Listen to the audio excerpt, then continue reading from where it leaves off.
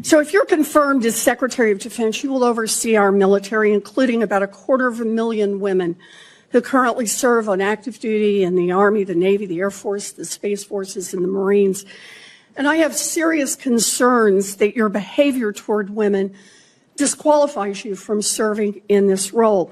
Now, I've been trying to get answers from you for quite some time on this. You haven't wanted to meet or to answer any of my questions, so we'll just have to do it here and dive in. I want to pick up on some of the questions asked by Senators Shaheen and Gillibrand and Hirono, and I just want to make sure we have a list of some of the facts that I think are undisputed. I'm not going to talk about anonymous sources. I'm just going to quote you directly. We've got the video. We've got it in print. So going back to January 2013, you told a Fox News interviewer that women in the military simply couldn't measure up to men in the military, saying that allowing women to serve in combat roles would force the military to lower the bar.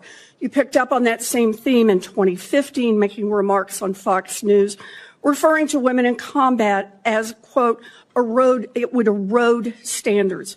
June 2024, you said on Ben Shapiro's podcast, quote, women shouldn't be in combat at all. And then, of course, we've talked about it in 2024. You published a book, and you say on page 26 of your book, we need moms, but not in the military, especially in combat units. Page 48 of your book, you claim that women should not be in combat roles because men are distracted by women. And then 10 weeks ago, you appeared on the Sean Ryan show and said, I'm straight up just saying we should not have women in combat roles.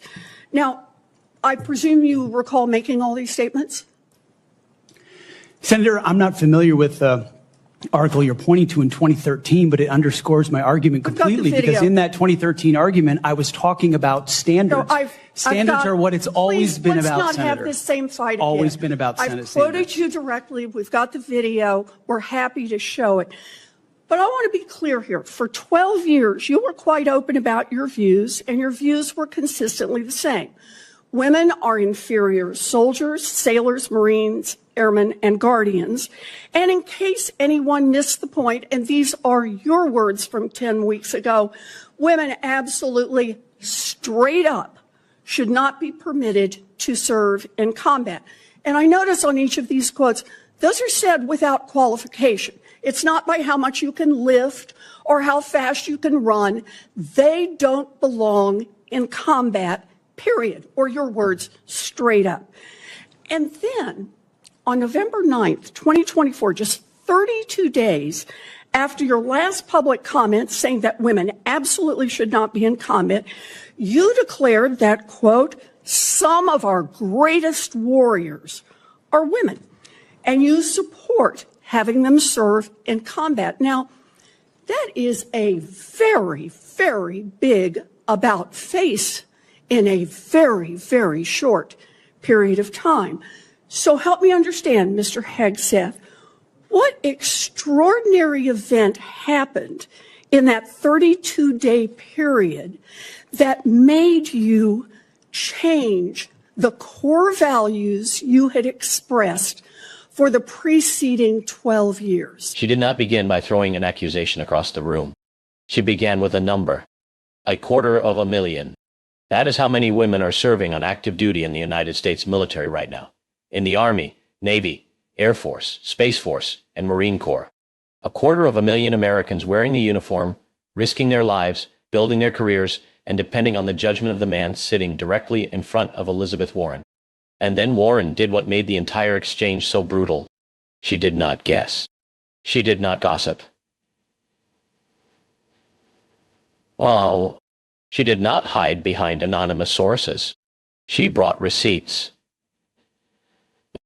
12 years of Pete Hegseth's own words, interviews, podcasts, public statements, and writings, laid out in order, one after another, directly into the record. And the timeline was devastating. Just 10 weeks before that hearing, Hegseth was still saying women should not serve in combat roles. Not maybe, not with conditions, not only if standards change. He was saying they should not be there at all. Then, only 32 days later, after a nomination was suddenly on the line, his position magically changed. That is when Warren asked the question that cut through every excuse in the room. What extraordinary event happened in those 32 days? And Hegseth had no real answer, because Warren already had the answer sitting right in front of him. Power. Power. A nomination. And a sudden conversion that looked far more convenient than convincing. Very much appreciate you bringing up my comments from 2013, because for me, this issue has always been about standards. And unfortunately, because of some of the people that have been in political power for the last 4 years, priorities other than standards, lethality, and meritocracy have driven decision-making. I'm quoting you from the podcast. Women shouldn't be in combat at all. Where is the reference to standards? That they should be there if they can carry, if they can run? I don't see that at all, Mr. Hegseth. What I see is that there's a 32-day period in which you suddenly have another description about your views of women in the military. And I just want to know, what changed in the 32 days that the song you sang is not the song you come in here today to sing? Senator, the concerns I have and the concerns that many have had, especially in ground combat units, is that in pursuit of certain percentages or quotas, standards have been changed. And that makes the combat more difficult for everybody involved. Let me make a suggestion about what happened in that 32 days. You got a nomination from President Trump. Now, I've heard of deathbed conversions, but this is the first time I've heard of a nomination conversion. And I hope you understand that many women serving in the military right now might think that if you can convert so rapidly your long-held and aggressively pursued views in just 32 days, that 32 days after you get confirmed, maybe you'll just reverse those views and go back to the old guy who said straight up, women do not belong in combat. Now, Mr. Hegseth, you have written that after they retire, generals should be banned from working for the defense industry for 10 years. You and I agree on the corrosive effects of the revolving door between the Pentagon and defense contractors. It's something I would have liked to talk with you about if you'd come and been willing to visit with me. But the question I have for you on this is, will you put your money where your mouth is and agree that when you leave this job, you will not work for the defense industry for 10 years? Senator, it's not even a question I've thought about, because it's not one think about it right now. It's not one. My motivation for this job I understand has never that. I been just about need what a could yes or no conceivably here. come next. Time is short. I just need a yes or no. I would consult with the president about what the policy should be In at the Defense other Department. words, you're quite sure that every general who serves should not go directly into the defense industry for 10 years. But you're not willing to make that same pledge? I'm not a general, Senator. You'll be the one, let us just be clear, in charge of the generals. So you're saying sauce for the goose, but certainly not sauce for the gander? Warren made one thing clear before the questioning even began. She had already tried to get answers from Hegseth privately. He refused to meet. He refused to answer. So now, there would be no closed-door cleanup, no quiet explanation, no carefully managed excuse. It would happen in public, on camera, under oath, in front of the country. And that mattered because this was not a surprise ambush. Warren was exposing a pattern of avoidance Hegseth created himself. Then she made the exchange devastating. She said she would not rely on anonymous sources, leaks, or secondhand stories. She would use Hegseth's own words, his interviews, his book, his podcasts, and his public record. That was the trap. Across 12 years, Warren showed that Hegseth had repeatedly argued against women serving in combat. In 2013, he said women in combat would lower standards. In 2015, he said it would erode standards. In 2024, he said women should not be in combat at all. In his own book, he argued that America needs moms, but not in combat units. Then, just 10 weeks before the hearing, he said on the Sean Ryan show, "I'm straight up just saying we should not have women in combat roles." That was not a careful argument about standards. That was direct. A absolute. Ha.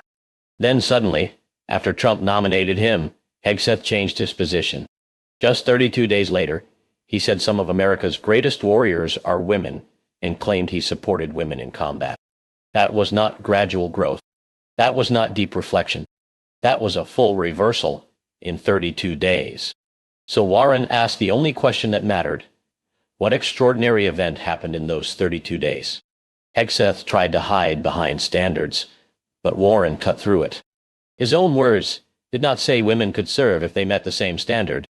They said women should not be in combat at all. That is why he had no real answer. The words were his. The record was his. The contradiction was his. Then Warren exposed another hypocrisy.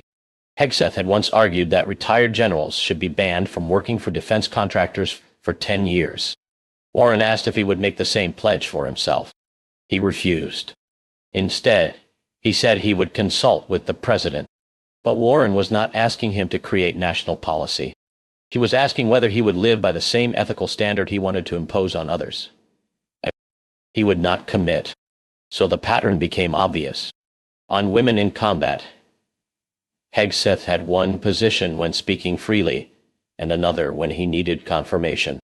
On defense industry ethics, he had one standard for generals and another for himself. Both times, Warren used his own words. Both times he exposed the contradiction. Both times, Hegseth retreated. That is why the exchange hit so hard. Warren did not accuse him based on rumors. She read his own record back to him and asked why everything changed the moment power was on the table. And Hegseth never gave a convincing answer.